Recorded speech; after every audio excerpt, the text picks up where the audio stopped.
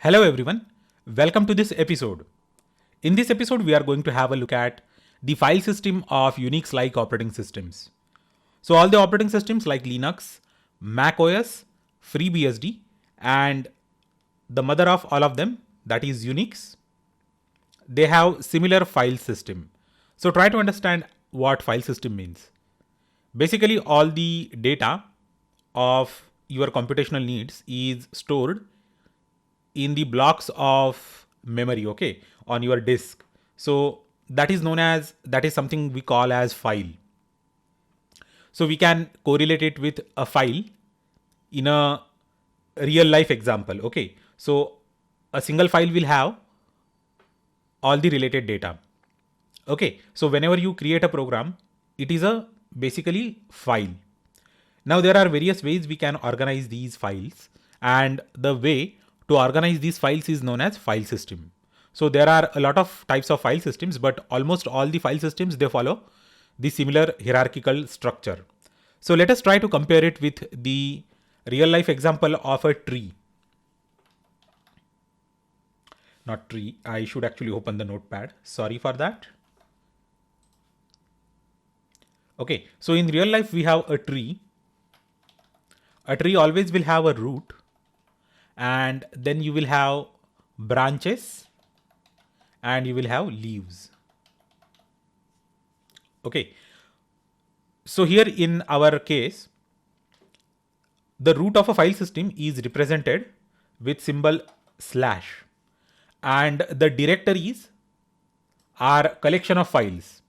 So your file can be in a specific directory, or it can be directly on the root, but root is also considered as a directory, and the collection of files, the grouping of files is known as directory. A single directory can have multiple files, or a zero file, or multiple subdirectories or zero subdirectories. So these are analogous to the branches in a tree, and finally leaves means the actual files that we are talking about. Now there is a very nice command in Unix-like operating systems to go to any particular directory. So if I say cd slash, then we are into the root directory. And you can check the current directory by the command pwd, that is present working directory. So now currently the present working directory is the root directory. So this is the root of all the file system, and every user will have his own directory. That directory is known as home directory. So I can just say cd and this tilde symbol, and if I hit enter, we are in the home directory of the user, and we can say pwd, and it is home/pi. So pi is a user in Raspberry Pi system, and home directory will have all the subdirectories for specific users in case you have created any user. So as of now on this system, there is only one user. That is why we have only one directory. Now, if I want to traverse to a particular directory, then I can just say cd slash home. So slash home means the path from the root directory. Okay. And if I want to see the list of all the directories and files in this, then I will just have to type in the command ls. ls is for list. Okay, so as of now there are two directories, or let me say ls-l, and there is pi and there is actually some temporary directory. Okay, so we are not actually going to consider this temporary directory. I don't know what is there. Maybe some sort of system related information may be there in this temporary directory, but our main focus is this pi directory. Okay, so now if I want to go back to the root system, root of the file system, I can go cd slash, and I can say cd slash home slash pi. So this is known as absolute path of that particular directory. So pi directory is in the root directory's home directory. Okay, so we can read it as root directory, then home directory, and then pi directory. So this is the absolute path. Now, if you are in the home directory, then you can directly say cd pi, and you will be in the pi directory. Okay.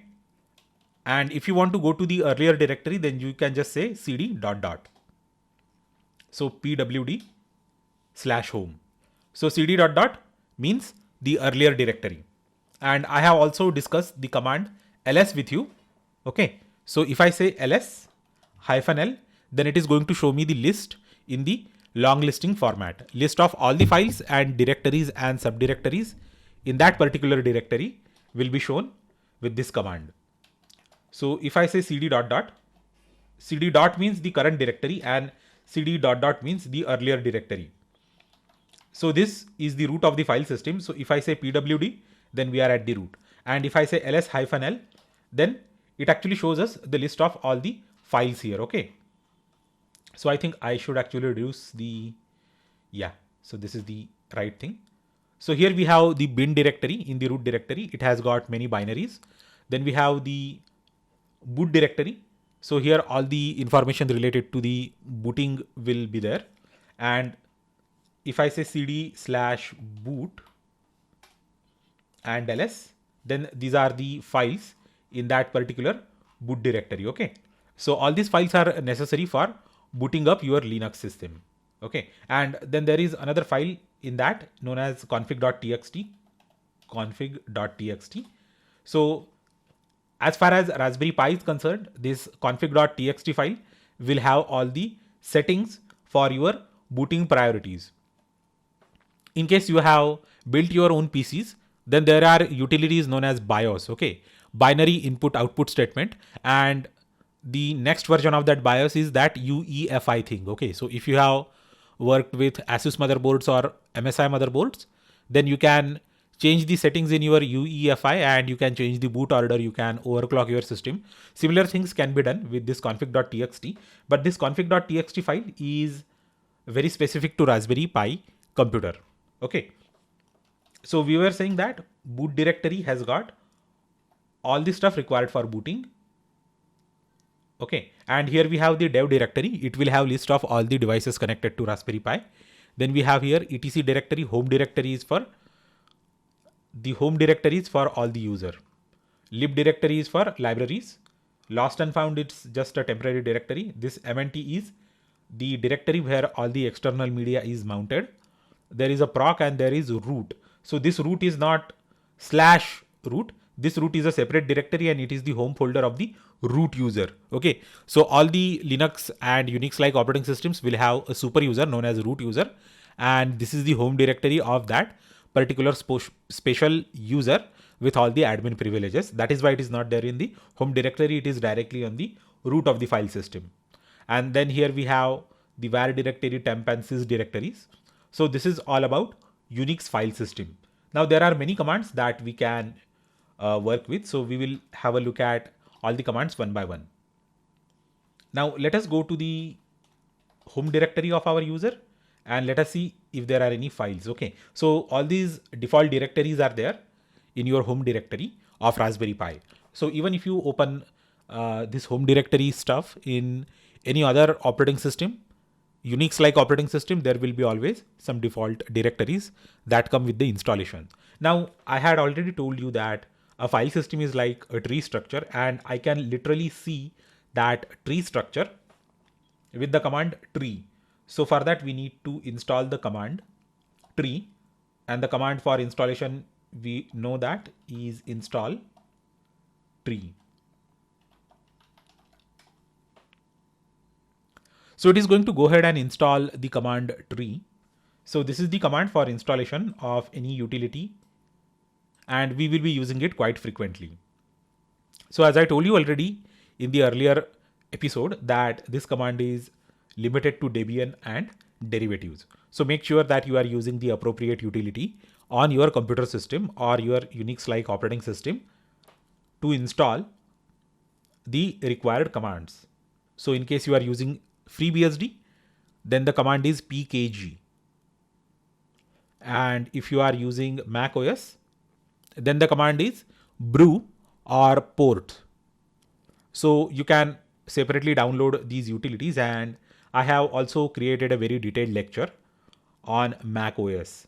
So I want you to just go ahead and subscribe to my YouTube channel in case you don't want to miss all those awesome lectures in the future. So I was saying that we can see the tree structure of our file system, and if I say tree and hit enter, it shows me all the files and directories as a tree. So all these are subdirectories of my current home directory of the PyUser. And in this bookshelf, we have a beginner's guide, 4th edition in English, version 2. It's a PDF file.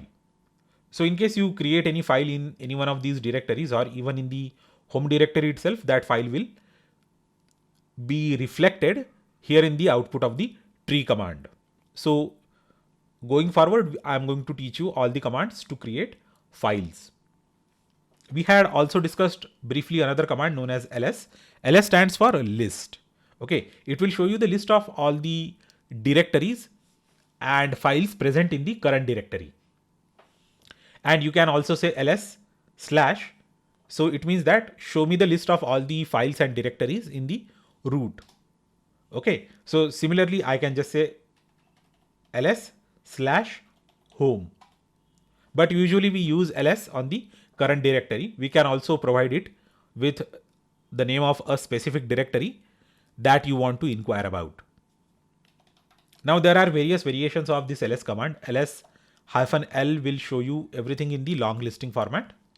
So we are going to discuss all these things going forward. Okay, these are the permissions on a file or directory, and this is the name of the user, this is the name of the group, and this is the size of that directory. And usually in all the Unix like operating systems, it is going to be some sort of constant size. Basically, directory is nothing but a internal pointer data structure in your operating system. And this is the last update date and last update time, and this is the name of that particular directory or a file. So if you remember that in the bookshelf directory, there was a file. So if I say ls-l, I will be able to see the information about that particular file. Let us go back to the earlier directory and clear the screen. I can also say ls-la and pay attention closely. The output will have a lot of files with dot as the first character. So in Unix like operating systems, whenever a file name starts from dot, it means that it is a hidden file. Usually use all these hidden files for some sort of settings. Okay, so there are a lot of hidden files and we are going to use quite a lot of them in our day-to-day work. So we are going to use bash history, we are going to use bash profile, we are going to use bash rc file and all the other files. So going ahead, we will know everything. Okay, so be patient and don't worry. So let me say clear. And if the output cannot be shown in a single page of this interface, we can just say ls, and this is the pipe symbol. We are going to learn pipe in the upcoming episodes. But as of now, just remember that the pipe redirects the output of this ls command to the next command, and I'm going to say more. So here we will actually get it in the traversable faction. And as of now, it is actually showing everything in a single page. That is why it is not very significant. But I can say ls-la and you will see the effect. Okay, so here we have this more symbol and it is already highlighted by our interface. And if I hit enter or down key, I can see entire stuff in the scrolling fashion. Okay, so let me do it one more time. And if I hit enter, you can see that I can scroll through the entire output. So this is very convenient thing.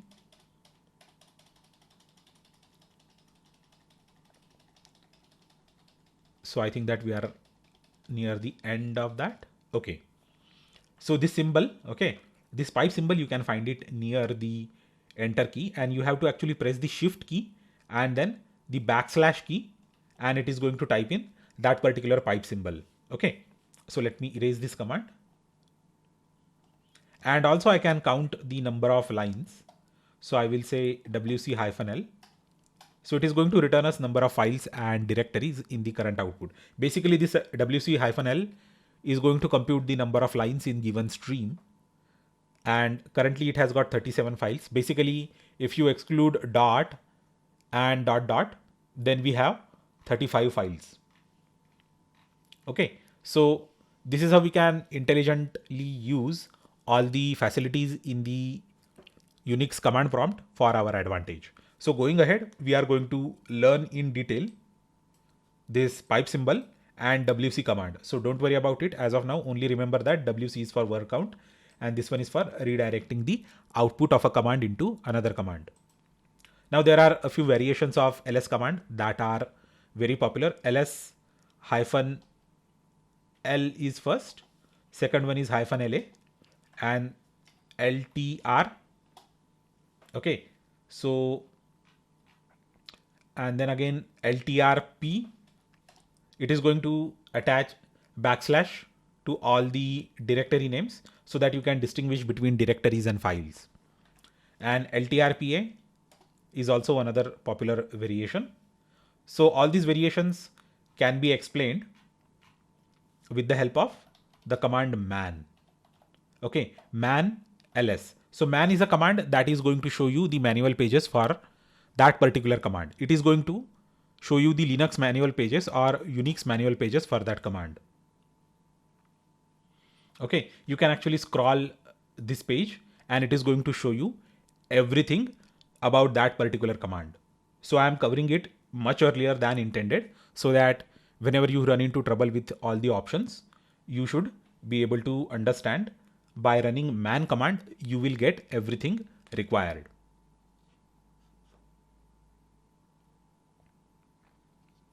So you can scroll through this entire page by using the arrow keys or enter key. And in case you want to see the meaning of options, all means -a. Do not ignore entries starting with dot. And we had also seen -ltrp, right? So let us see, where is this option L?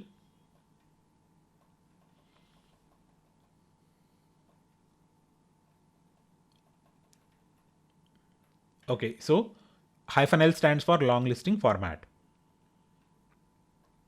P stands for indicator style / for directories. Okay. T is for timestamp. Okay. Sort by time, newest first, / time. Okay. And if you hit the Q key on the keyboard, you will be exiting out of that man page. You can also say info ls, and here you can read a lot of information about the ls command. If you hit Q key, you will come out of that. And I think that there is a utility known as help ls. Okay. Help. Okay.